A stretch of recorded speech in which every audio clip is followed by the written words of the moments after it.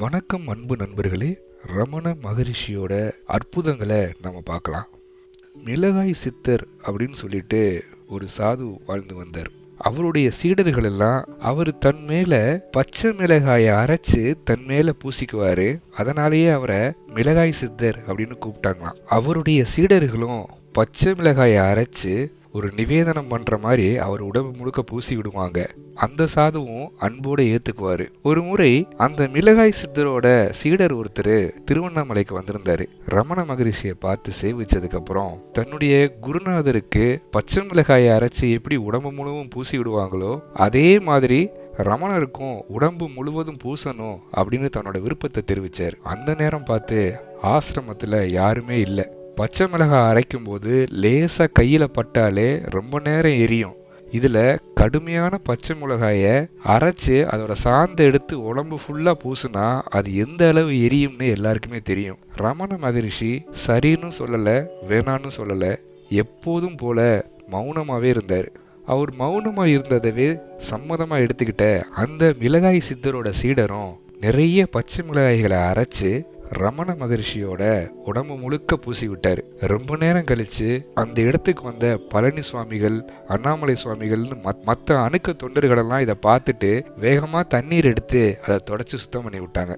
இந்த நிகழ்வு நடந்து பல மணி நேரங்கள் கழித்து ரமண மகரிஷி கிட்ட கேட்டாங்க, சுவாமி, அவர் பூச வரும்போது நீங்க மறுப்பு எதுவும் சொல்லலையா அப்படின்னு கேட்டாங்க. அப்போ ரமணர் சொன்னாரு, அவர் தன்னுடைய குருவுக்கு நிவேதனம் செய்வதை போல நிவேதனம் செய்யணும்னு வந்தாரு. நான் மறுக்கல. பகவானே, அந்த பச்சை மிளகாய சார்ந்து உங்களுக்கு எரிச்சலை கொடுக்கலையா உடம்புல அப்படின்னு கேட்டாங்க.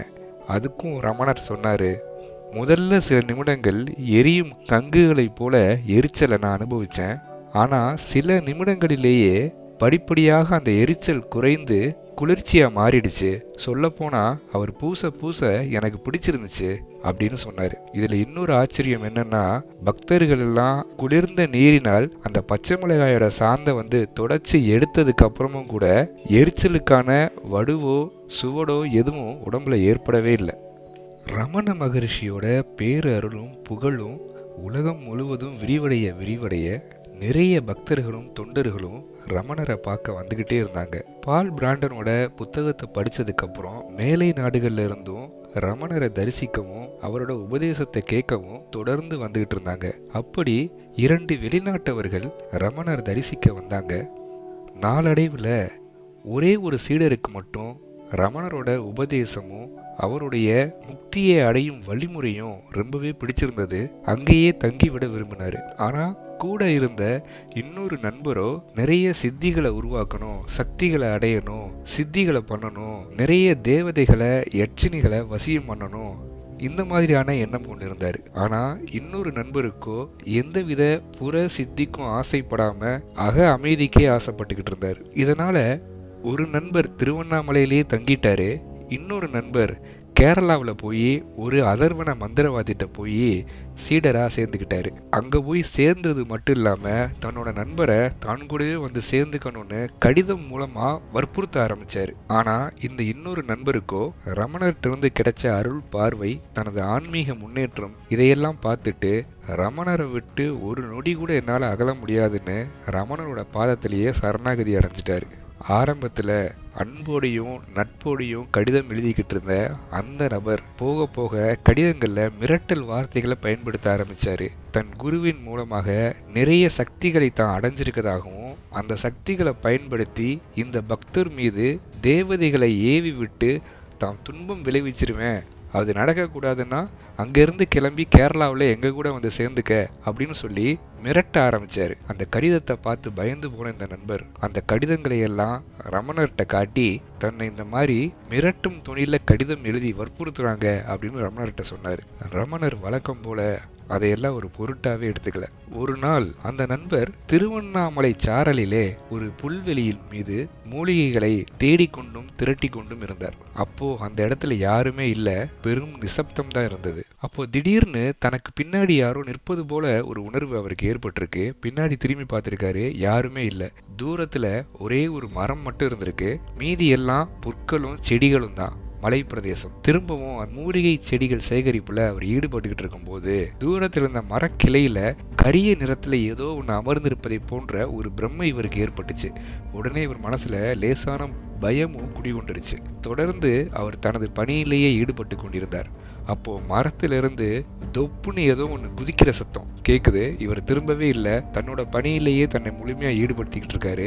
வேகமா இவரை நோக்கி வேகமா ஏதோ ஒன்று ஓடி வந்து இவர் மேல வேகமா பின்புறத்துல பாஞ்சு இவரது கழுத்தை கட்டி கொண்டு கரிய நிறம் கொண்ட ஒரு பிராணி இவரது குரல் வலையை நெரிக்க ஆரம்பிச்சது. இது என்ன வகையான பிராணி, என்ன நடக்குதுன்னு தெரிஞ்சுக்கிறதுக்கு முன்னாடியே இவருக்கு மூச்சு திணற ஆரம்பிச்சது. கொஞ்சமா அசைய முடியல, கொஞ்சம் கொஞ்சமா கீழே சாஞ்சுக்கிட்டு இருக்காரு.